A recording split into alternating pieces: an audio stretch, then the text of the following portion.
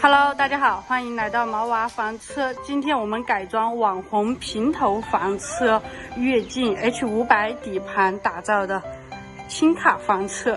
之前这款车我们已经拍过了，内饰已经看过了，还有想看内饰的朋友可以翻阅我们往期的视频。之前是加装了太阳能板、锂电池，能源系统已经解决掉。车友是开去新疆玩了1个月回来之后，觉得还有必要加装一款项目，是加装的哪个项目呢？我们一起来看一下。现在我们一起下到这车的底部，我们去看一下气囊和减震我们是安装到哪个位置？气囊和减震我们是安装在哪个位置？刘师傅。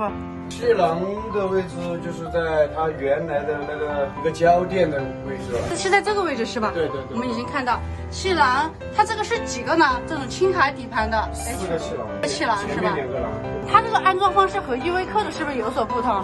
依维柯我们是装在钢板和大梁之间，这款车的气囊我们是同样的安装方式吗？还是有所区别的啊？还挺大的，区别挺大的，因为它这个是轻卡底盘的一个房车。我们现在再到前面去看一下，前面的气囊是安装到哪里？因为依维柯标准款的就只有2个嘛，是装在后面。我们来看一下 H500 底盘的气囊是怎么装的。我们可以看到前面的气囊安装在这个位置，这里可以看到。我感觉是不是要比后面的2个气囊感觉是要小一点，是吧？对，比后面要轻一点。前面的载重要轻一些，不像后面就负重它要大一点，所以说使用气囊的话要使用大气囊，就不会使用我们小气囊。H500 底盘我们就是装的4个气囊已经安装好了。气囊我们之前有讲到3个效果，第一是升高底盘，第2是增加负重，第3是提高舒适性。所以说这次车友是把能源系统解决掉了之后，到新疆是玩了1个月回来之后，还是说有必要安装减震和气囊。这会儿师傅您是在安装气囊的一个线束是吧？它也是有3个空气按钮，从前边这边吗？就没有了，只有2个升降开关了。那待会儿我们上去看一下驾驶室的一个安装方式和依维柯的又有什么不一样。然后减震也是安装好了是吧？后面的2根已经装好了。减震也是4根吧？对，前面的还没装，待会儿我们来看一下前后的减震装好了会是什么样的一个效果，舒适性是否有提升。这边我们已经看到后面的2根减震已经安装好了，它这个减震就比我们依维柯减震要粗壮一些了，毕竟卡车的底盘要比依维柯底盘重就要重很多是吧？这个就是我们从 H500 底盘下面拆下来的原车的一个减震，现在换上了我们家氮气减震，它前后也是前后各2根一样粗。这个 H500 的一个前减是吧？因为本来是轻卡底盘，底盘就要比我们普通的要重很多，所以说从这个角度，我们的产品选用的也是不一样的，但是也是标准款、定制款的，专门为 H500 定制的。还有一个问题就是减震和气囊，就是轻卡底盘的车，咱们一起安装需要多长时间？一天到1天半。还是时间的话就要比依维柯要久一点啊。对，因为它复杂一点是吧？气囊因为都要多2个，底盘结构不一样的话，需要的工时也会有所增加。4个气囊，前面是2个气囊，后面2个气囊。那么这种的话，我们这种开关的话，就做的是那个叫2个开关。这一个朝上是打前面的气，2个气囊同时。对，打前面2个气囊。这一个2档是打后面2个气囊同时打气，它是分开打的，各打各。各打各的。对，放气的话，这个是放前面的气，然后这一个是放后面的气，相当于是。各的。它和依维柯就不一样嘛，依维柯因为只有2个气囊，我们是3个开关嘛，3键组的。这个说白了，说到底相当于是4个开关了。对，这些就是4个开关了。前面是不是还是有一个显示屏？对，有一个显示屏，也是可以看气压表的。对，看那个叫气囊的气压值。气压值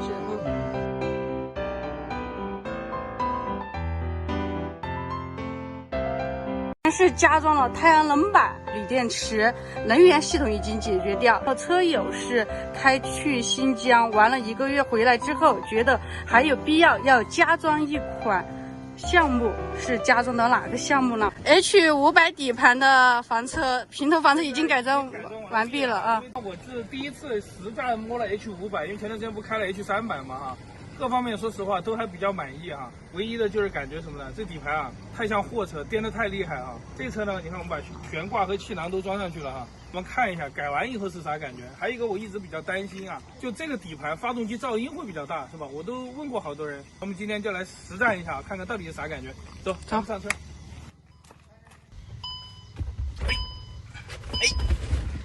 现在毛总带着我们去试驾一圈 H500底盘的轻卡平头房车，加装了减震和气囊。哇，这个噪音呢？噪音也不算大，它这个噪音能够接受。要大一点。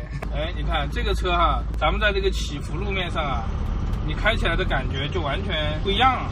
你看这个坑啊，是吧？那天颠呢就是死颠，就跟货车感觉是一模一样的。因为我们这个毕竟要做人嘛，是不是？咱们就要在底盘上下点功夫，所以这个有料没料啊，区别还是蛮大的。你感觉现在装了气囊和减震，你过这种坑洼还有这种烂路的时候，是不是要好很多？完全是两个车，驾驶起来也还是很不错啊，起步比较轻快。你看现在自动切档了，我认为呢是要比依维柯好开。当然我是说的手动挡依维柯啊，自动挡的不要喷我。这底盘质感就跟 SUV 一样，至少是那种硬派的 SUV 啊，它开起来就这个感觉。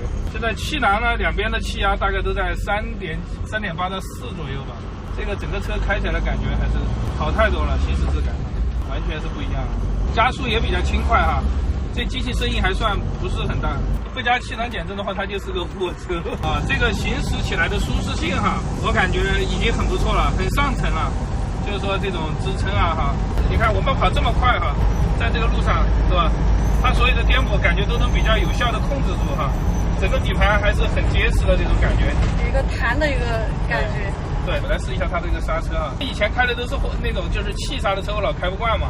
你看我刚才点它这个渐进力道还是可以的。就很多车友会说短鼻子的车没什么安全感，会不会？